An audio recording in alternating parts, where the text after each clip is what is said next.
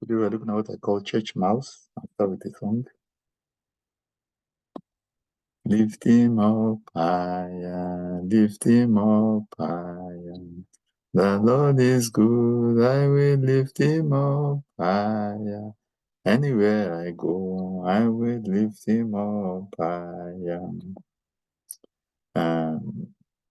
Let's look at Romans chapter 12, verse 3.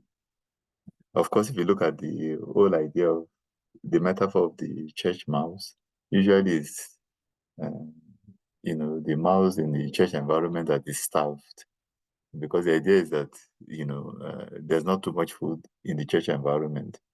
But there's also a spiritual component to this, and Paul actually writing to the Romans chapter 12 verse 3 talks about this.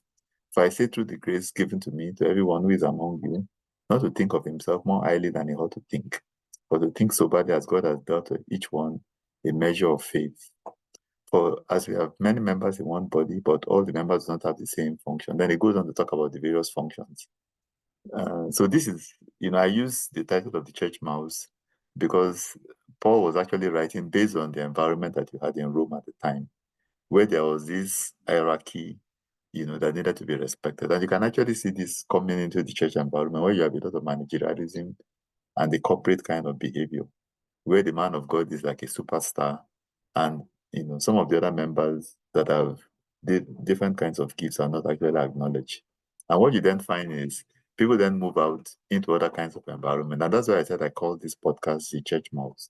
Because basically what it means is that the church members are then deprived of the full benefit of the various range of gifts and fruits, particularly gifts that God has put within the church environment.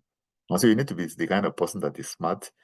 If you're in an environment where the lead pastor wants to dominate completely and is not allowing other gifts to function, you are starved in that particular environment. You want to be in a kind of environment where the full gifts, and the various gifts that God has put in the church is actually functioning so that everybody stands to benefit. So be very smart in terms of, where you decide to call your church family.